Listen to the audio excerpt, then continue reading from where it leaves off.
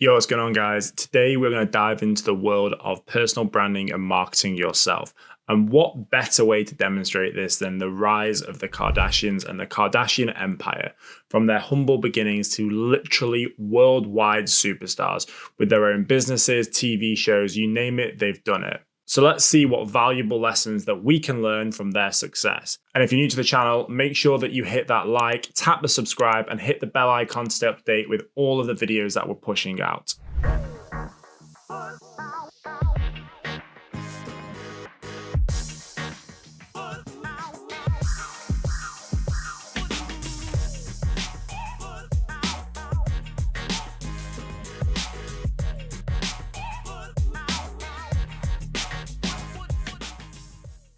Okay, so let's roll back to 2006. Kim Kardashian was a bit of an LA socialite, known for her connection with celebrities and her work as a stylist. She was friends with Paris Hilton and of course was the daughter of a famous Olympian at the time, so that kind of really put her name out there. However, in 2007, everything changed when the infamous sex tape with Ray J surfaced. This initially brought them even further into the spotlight, but then since the launch of Keeping Up with Kardashians, this absolutely propelled all of the family into the spotlight, getting under the skin of what actually goes on in their household. I mean, timing did play a significant role in their success. So the show did actually debut in the fall of 2007, which coincided with the Hollywood writers' strike, which actually really propelled what we know to be reality TV onto the main stage. A lot of networks needed to fill gaps, otherwise advertisers would not be paying them. So what do? They commissioned loads of reality TV shows, one of which was Keeping Up with the Kardashians, which really kind of saw them grow to fame. With the lack of live TV shows, dramas, films, series, etc., this really allowed the Kardashians to capture the viewer's attention, and it actually changed as consumers how we view media. This was the rise of reality TV, which ultimately has changed the world completely. I mean, the amount of reality TV stars who have now gone on to build businesses, they influence social media apps and also the influencing world.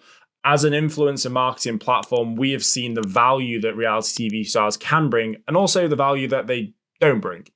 At the time when they first started out, the Kardashians were kind of a relatable family. Series of sisters, controlling mum, loads of nightmares, screaming, shouting, usual family squabbles. At the time as well, you got to remember that social media platforms such as MySpace and Facebook were emerging, again contributing to how information was spread across the World Wide Web. This allowed people from all corners of the globe to really buy into the Kardashians. So let's look at how they actually built their brands. The Kardashians really seized the opportunity to build a brand for themselves off the back of the TV show, which ultimately then became a cash cow. Initially, they diversified their personal brand through various different brand deals, and that could range from anything from Gen Pop consumer goods all the way through to luxury fashion items. By aligning themselves with popular brands that really resonated with their audience, it allowed them to really monetize their influence. Ironically, this is kind of the birth of the influencer. Another big contributing factor to their rise in stardom had to be their relationships and also their close proximity to cultures.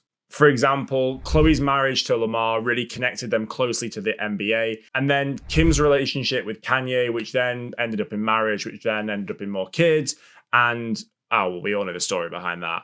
That really put them on the map. While controversies definitely surround the families, and some might say they are almost engineered, it certainly kept them in the limelight and kept them present and allowed them to build their personal brands even further.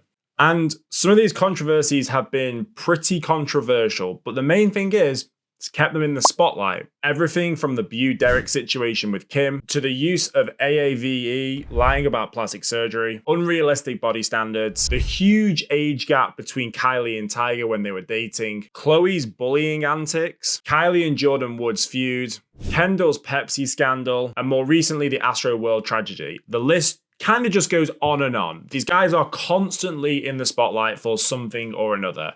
We haven't even touched on everything that went on with Kim and Kanye. And remember, the one thing that all people love is drama. However, 2021 was a pretty rocky time for the Kardashians, and they started to become really detached from what was reality and also their social influence.